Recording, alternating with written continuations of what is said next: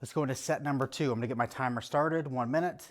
Clock is rolling. I'm gonna find my natural angle, pronated, palms down, grabbing the bar right around these bends, elbows stationary, 4-step rep. Step number 1, I'm gonna tighten before I move. So I'm gonna tighten the front part of my arm, and I'm gonna make those muscles on the front part of my arm bend my elbow, hands moving towards my shoulder. Squeeze at the top, fight every inch, going down. Now, the tempo that I want you to move is whatever tempo you can move at with control. It doesn't have to be super slow, but I want your muscles to own the movement.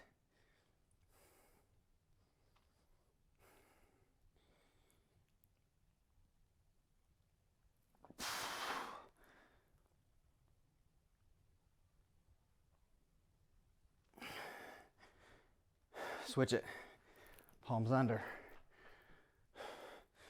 This is where all the magic happens.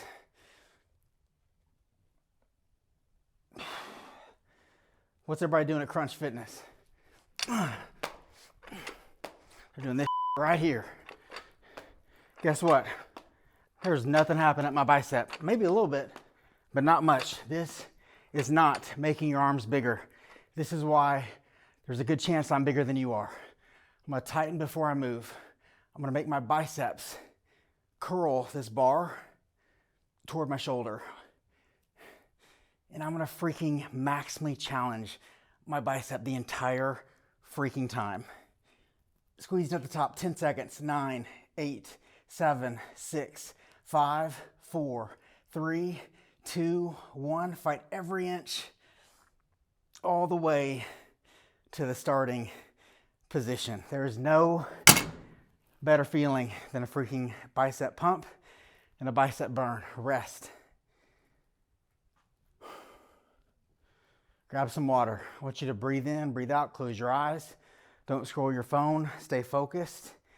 Stay engaged. I'm talking way more than I would in my own workout because there's so much to cover. And this is week 1. You know, doing Arms 1.0, which I will include content as you scroll in this app, some from Arms 1.0 over a technique. So you can, as you're watching this, scroll down. I'm gonna have embedded videos of some of the same technique that I'm covering.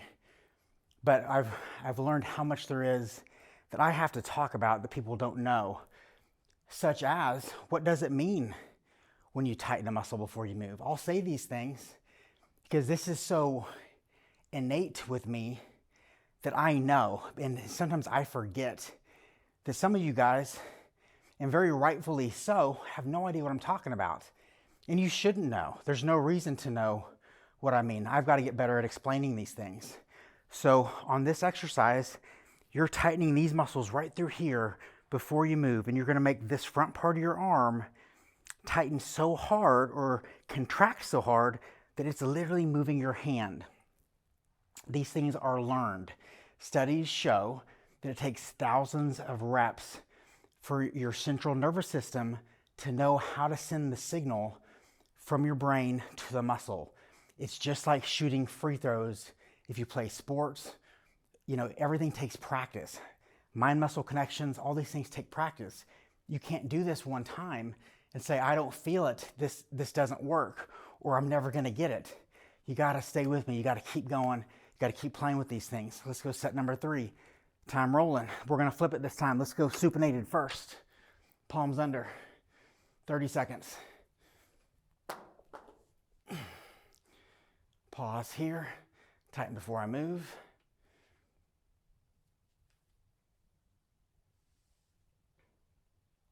Squeeze as hard as you can at the top. Fighting every inch all the way down. What is our goal? Our goal is to maximally stimulate our bicep. How do we do that? By keeping our elbows still and by creating maximal tension in the muscle through creating a mind-muscle connection.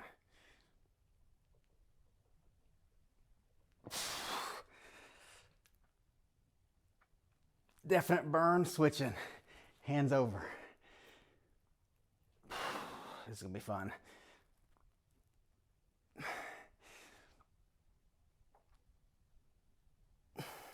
Don't offload your bicep, keep that tension all the way down. What do most people do? When most people get to here, they let the weight fall. That's our decision point. When we get to the very top of the range, you have a decision to make. Do you make your muscles continue to work and maximize the tension, or do you just go through the motions? It's gonna be my last rep. Holy Moses, that was fast fatigue.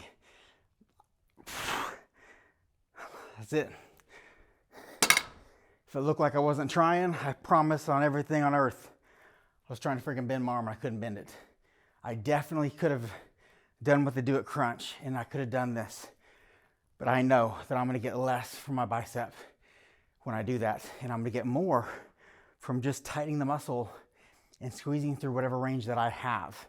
We're using our brain, we're using intelligence to do these workouts. And I really don't say that to be arrogant. I'm just saying it because that's the intelligent way to work out. I work with some very smart human beings, some of the most successful business people you can imagine. Being very smart, very intelligent, doesn't always translate to the gym. Why? Because this is a science. Like, you can't just go to the gym and know how to lift. You have to learn these things. Where people got this idea that they should know what to do is beyond me. That's what's so funny when people try to tell me things. I'm like, oh boy, okay, here we go. 1 minute. Standard curl first. Palms under.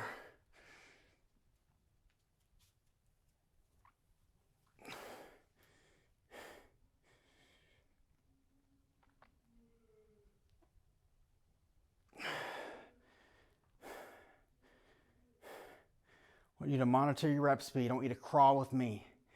Make your bicep, move your hands.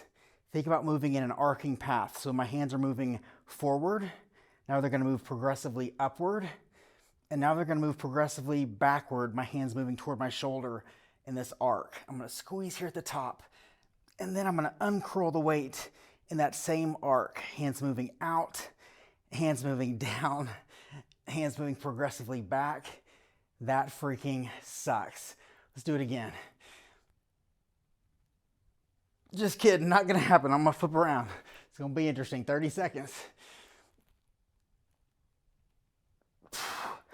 I gotta switch to dumbbells. 10s.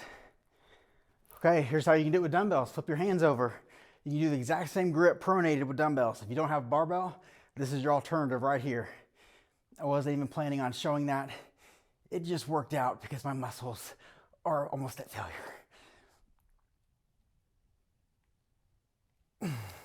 One more, last one.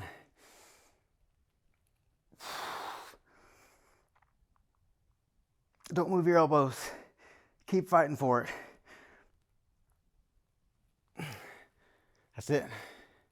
Failure, progress, success, MGB. 4 sets. Let's go to triceps.